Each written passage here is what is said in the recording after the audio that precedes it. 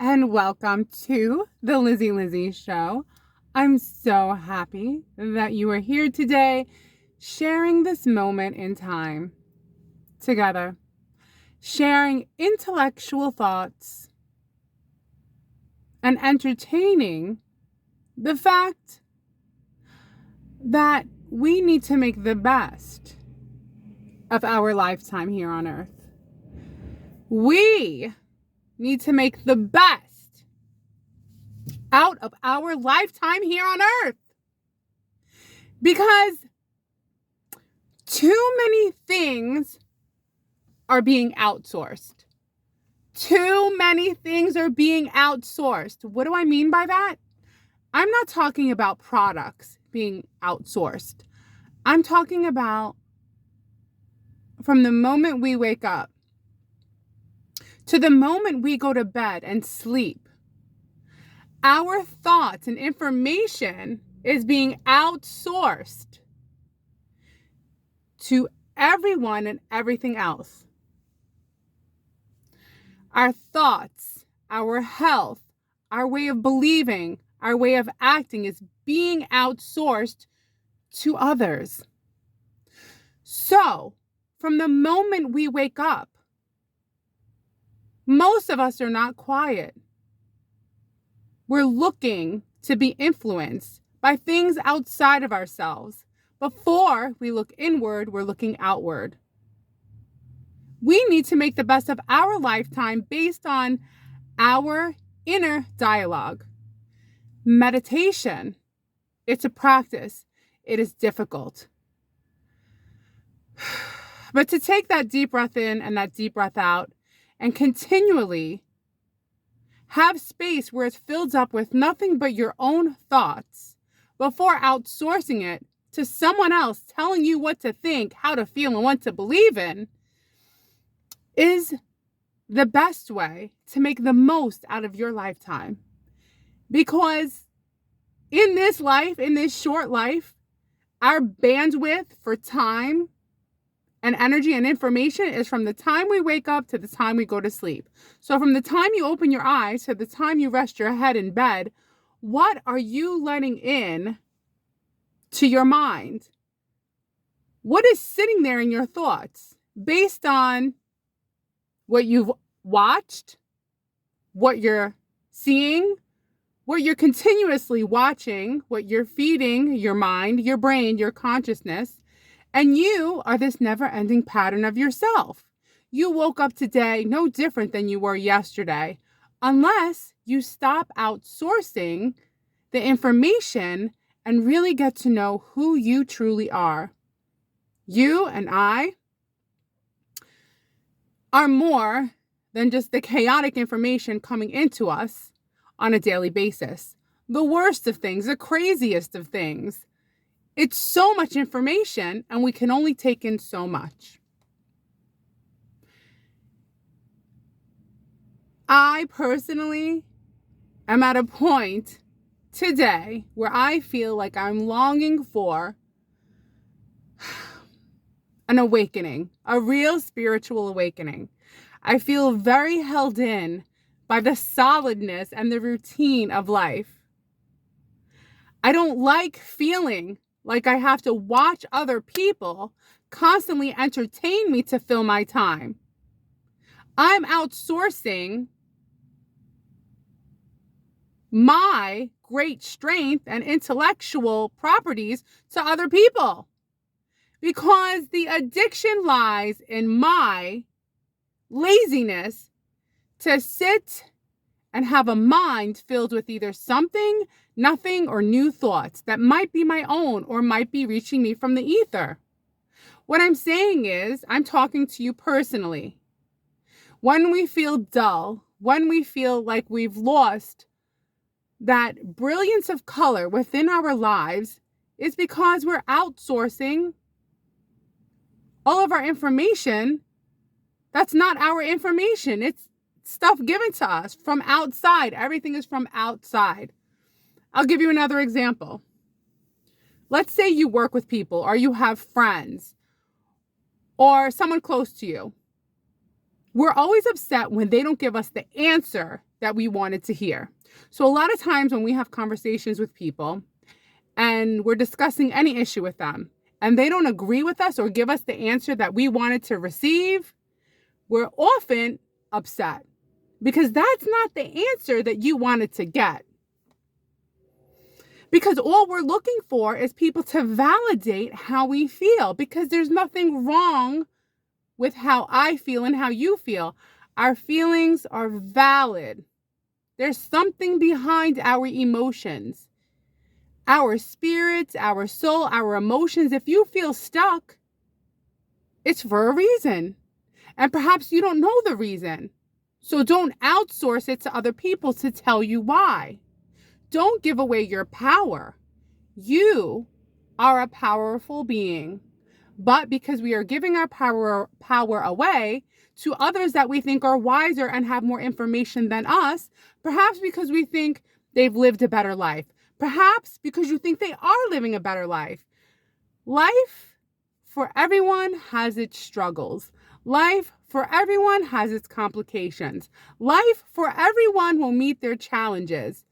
Everyone is in their own state of being. Everyone, no matter where they are on this earth, 8 billion people plus, have their own ways of seeing the world, their own way of experiencing existence as a human being, their own way of giving themselves purpose, drive, contentment, and happiness.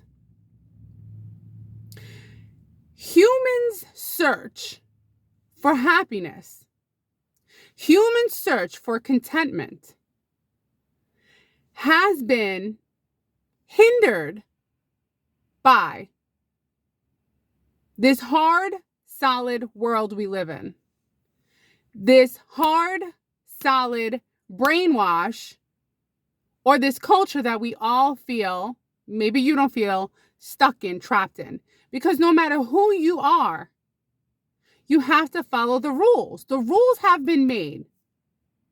Humans have made rules that you owe money for having your home sit on a piece of land. Did they make the land? Do we own the land? No, we don't. But they made up a rule, and depending on where you live in the United States, I don't know how it is in other countries, but you have to pay a tax on the land. That doesn't sound like freedom. We're not free. So that's why human beings struggle, because there are no rest days. There really are no rest days. You have to keep going no matter what your mental state is.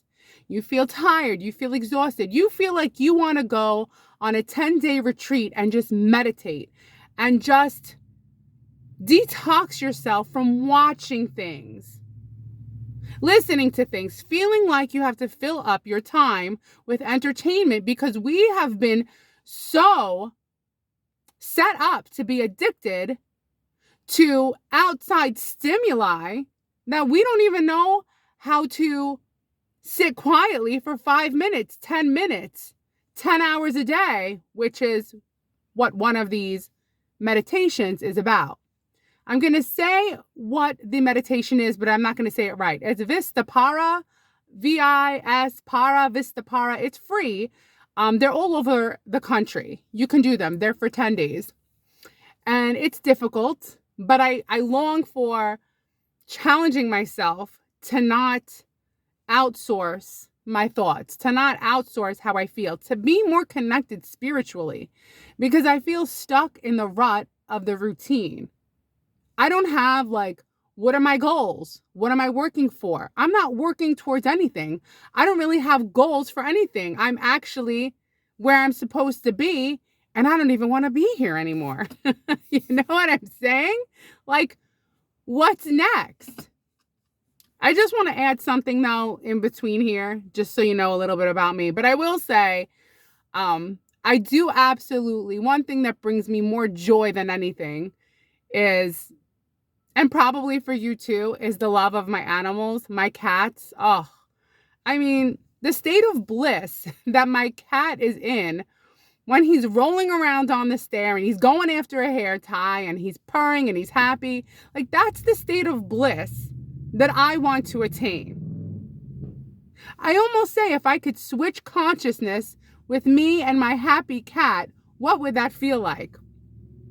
Some people might say, oh, you're lucky if you're a cat or you're lucky if you're a dog. Not necessarily, because not all cats and not all dogs end up in a situation where they're in a loving home, where they get everything that they need, and on top of that, extra. So even that isn't necessarily true. A lot of cats and a lot of dogs are still looking for homes all over the world, in shelters and some on the street. So life, in essence, is random as far as how nice and easy and comfortable your life is going to be. But I'm yearning for, and I don't know if you are too, a deeper, more spiritual connection to this existence. Because I feel like I'm just an observer through my life, and I'm not living my life. Like I'm just going through, doing like what I'm trained to do, waking up, going through the motions, doing the job, having the conversation, right? Observing others. They're observing me, getting through it. Monday, Tuesday, Wednesday, Thursday, Friday, Monday, Tuesday, Wednesday, Thursday, Friday, and I'm losing my, not like I'm losing my mind, but I don't like feeling dull, tired, exhausted, because even when you do all the right things, which I do, maybe I'm lacking some vitamins. All right, that could be it too. But nevertheless, it's not really natural. It really isn't natural to do the same thing over and over again. And that's what I was trying to explain to a coworker who's very nice and deep and intellectual. But she's already done. She's 60 years old. She's done. She's retired. And I said, don't you understand? I said, my generation, we're going to have to work till we're like 70. And I already feel like right now I'm good to work 2 to 3 days a week. Not because I'm lazy. It's because I've worked so hard that to maintain the same level of endurance in my field feels thankless. Like it's just, that's where the wheel, it just keeps going. Like nothing ever stops. And that's why I believe we should all get paid the same amount and work less and enjoy life more.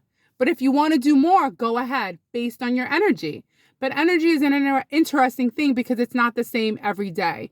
Every day, even if you do the right things, you exercise, you eat right, you think you got your 8 hours, you're still tired. Listen, from the day you've been alive and going since the day you've been born. So regardless of sleep, you're this organic being that's just, you keep going. There's no on and off switch. You go to sleep, your brain cleans itself out, and then you wake up and you do it again. And it seems like no time has passed when you slept. I closed my eyes, I woke up, and here I am again. And time, for me, I've been hyper aware, seems to be going by too quickly, and it's uncomfortable how quick it's going by. Like it was just New Year's, right? 2025. Now it's April 3rd. And then it's going to be June. And then it's going to be July 4th. And then it's going to be, Halloween again. So my whole way of thinking is I want to take control over my life and my mind and my spiritual essence, because I don't want to go through life feeling like I don't appreciate every moment that I have to be alive. I don't want to feel like I'm just getting through the day, getting through the week, looking forward to, I always look forward to going home, but I get annoyed that I know it's not going to last long. That it's only going to be a few hours and then it's back to, okay, I got to get to sleep at this time because I got to wake up at this time. And let me also mention that I made the choice to wake up. I'm not saying this to brag. I'm not saying this so you could be like, oh, Liz, you're so amazing. Wow, you wake up so early. No, I made the choice to make these hours. So I wake up at 4:20 so I could go downstairs, have my coffee, feed the cat,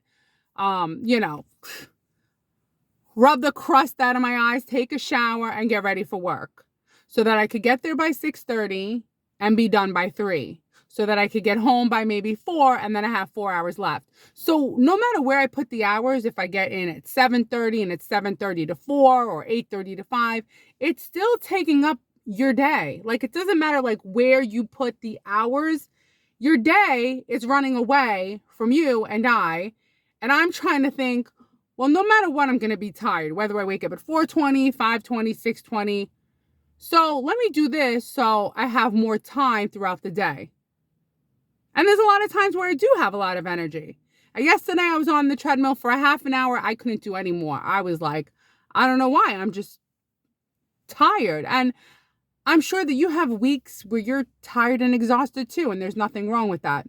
Anyway, going back to outsourcing the answers for ourselves and outsourcing really all information that enters our mind and consciousness, you have to really keep control over your mind, because your mind is the most important thing that we own. And it holds everything. It holds our thoughts, our memories, our different ways of responding to events that happen in our life. And realistically, the whole reason we're alive is for our emotions. Like, what are we here for? We're here as products of what we feel, right? Like, we're here, this whole body, we have trillions of cells working for us to do what? What are we here to do? We're here to feel good in our bodies. Like, we want to be comfortable in this body we're in. We want to feel comfortable in our mind. So you have the body and the mind. The body and the mind. And sometimes the mind is so tired, you can't even move the body. But once you move the body, sometimes the mind gets better. You want to have both. Body moves, mind moves. But the mind, you want it to be still and not influenced by everything that is fed to us from outside. So, using the word that you've heard a million times before, you have to find some way, we have to find some way to get back to who we are. It's hard to define who we are. We are part of source energy. We are part of the universe. We are part of Earth. We are part of an intelligence that we can't even understand. But technology, as much as it helps us, it's also taking away from us having the power to think for ourselves, because everything is just coming at us and we only have so much bandwidth for information until we're like, do I think anymore? Do I think for myself? Do I have my own thoughts? Because everything that's told to you is told to you by another person who thought about it. Like the motivational speaker that's telling you things like one motivational speaker says, oh, just count to 5. That's all you have to do. Just count to 5. Okay. So now she's a millionaire. She's a motivational speaker. Just count to 5. Okay. I'm not going to do it. 5, 4, 3, 2, 1. Okay. That's it. You just need like some kind of, how should I say, some kind of gimmick to sell to people. And they're like, oh, I could do that. I could count to 5. Then I'll get out of bed. I just count to 5. I get out of bed. You know, like, not everyone has to do anything extraordinary. We're already extraordinary. We exist. We have a mind. We have a body. But we're lost in this sea of heaviness, of just wanting and thinking that we're working for a goal that we might not even have. That's why I like the idea of completely losing myself in meditation. The one thing I know I would not like is it does become uncomfortable for your body because you're sitting still, but you're hyper aware if your body moves even a millimeter. And I'd like to entertain the difficulty of really meditating and just not watching anything anymore.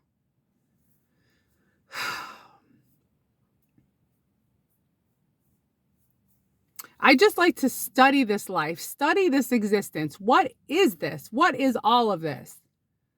What is the purpose of it all? Is it just to count down till a certain day to where you have 2 days where one, you might be using it to renew your energy. And then the second you use to do chores to get through and ready for the next 5 days. Some people do 7 days. But as human beings, this whole system has been set up. This is what I was talking to my coworker with. We're at minute 20. The thing that bothers me most, and I will tell you, this is what makes me feel angry, is that more time is taken from us in work than is given to us in life. And I get frustrated. And I'm like, well, how can I figure it out where I can live more freely through life and not just do this one job? Like, I'm the machine that runs the machine. I'm the machine that runs the machine. Where if I knew how to build my own house, make my own clothes, grow my own food, I wouldn't be dependent on this system of like giving more than 8 hours of your day. Because don't forget, you have to drive to work, get ready for work, and go home from work. It's your whole day. You have 4 hours left. Not everybody thinks like this. Good for them. I'm happy for the people who can go through life and never have a thought about how we're all just wasting most of our time doing a job that, I'm not saying it's not important to have a job, but it's taking more time than it gives. No matter how much money it gives you, that money is just used to do what? A car, a home, food, a car, a home, food, a car, a home, food. Oh, and all the bills that they created. Energy should be free. Water should be free. One more thing. So I'm watching this guy last night, him and his wife. They live on an island in Hawaii.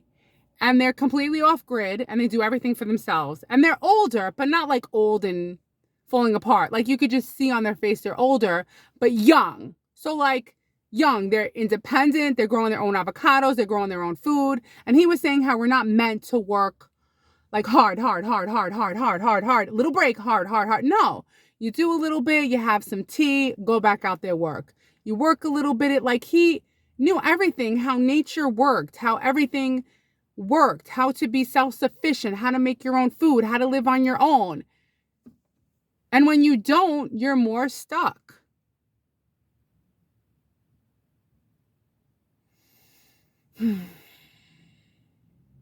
I'm looking at a security guard right now and I'm thinking, just think, we're a species that needs security guards to protect us from ourselves. We need cops to protect us from ourselves. We have wars because we're protecting ourselves from ourselves. The same species, it makes no sense. When are we going to all have a spiritual awakening that life can be better? There's a better way than working our whole life away. Not everybody lives till 100 years old.